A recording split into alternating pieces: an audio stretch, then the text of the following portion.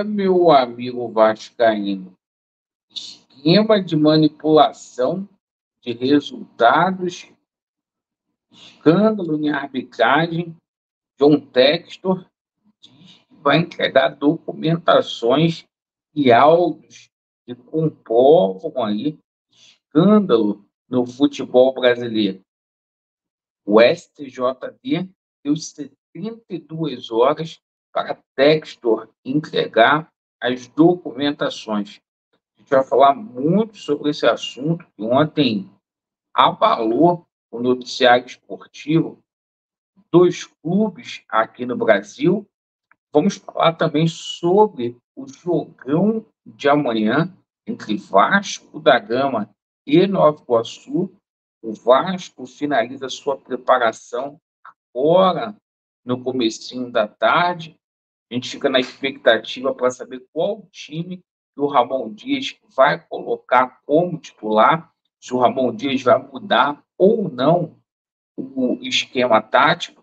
E a gente vai falar muito aqui também sobre a situação do mercado da bola, porque além do Maicon, outro jogador pode deixar o Vasco da Gama aí, certo? O Vasco pode perder um volante para um grande clube aí sul-americano.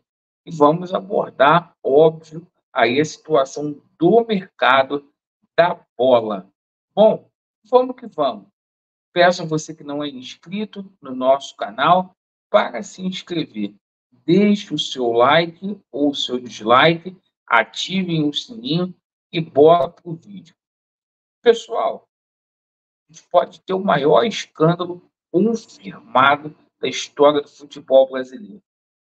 Ontem, o John Textor veio a público dizendo que possui documentos e também áudios e vídeos de árbitros que estariam reclamando que não recebeu as suas respectivas propinas.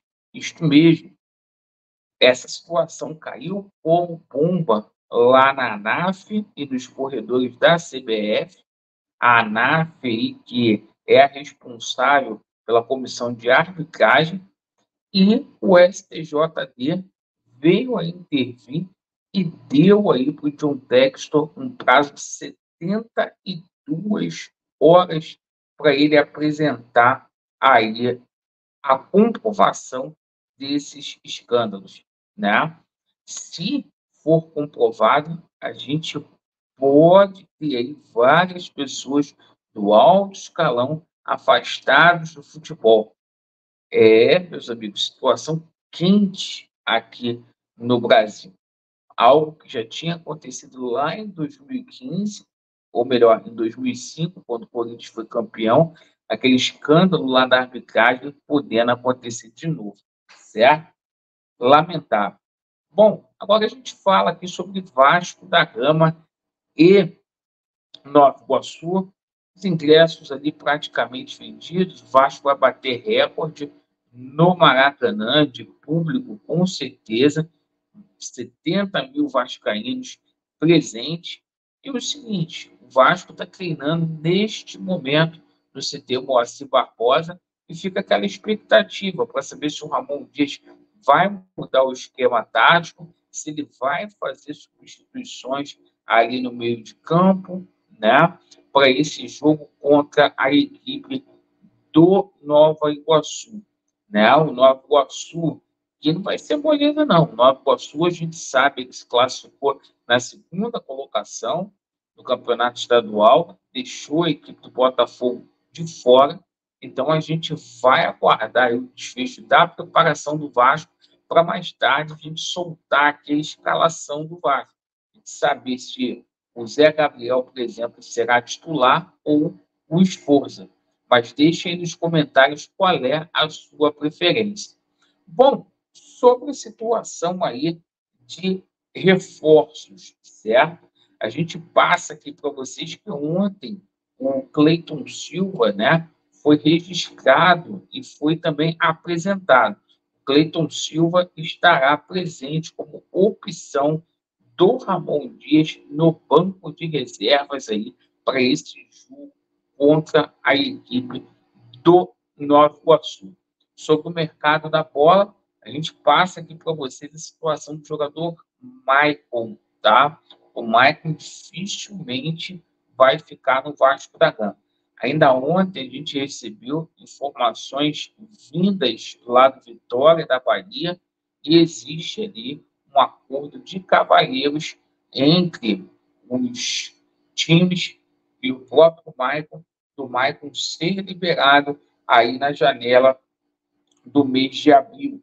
Abril se inicia uma nova janela, do dia 1º ao dia 18, e assim como vão chegar jogadores, o Maicon, né, é um desses jogadores que devem deixar o Vasco da Gama. Além disso, né, a gente passa para vocês informação que veio lá de Buenos Aires com relação a Boca Juniors. Laureano, o que Boca tem a ver com o Vasco da Gama? Pois é, a informação que chega é que o Boca fará uma proposta no meio do ano para contar aí com os serviços do Medel, certo? Medel podendo implantar no Boca Juniors aí no meio do ano, isso mesmo, né?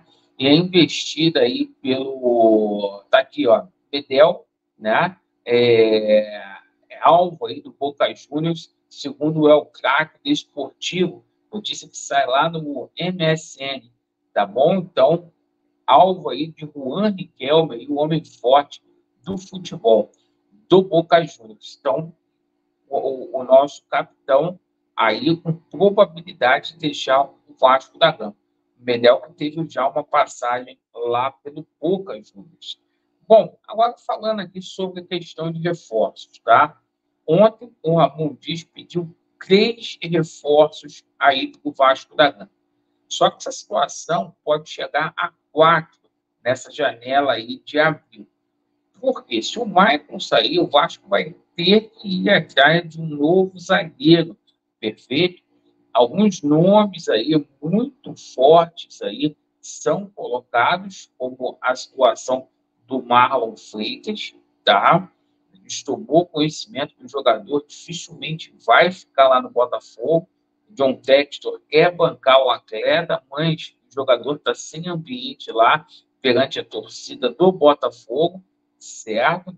A situação aí de alguns nomes, né, do campeonato estadual segue como opção, como é o caso do Carlinhos, aí do Nova Iguaçu, certo?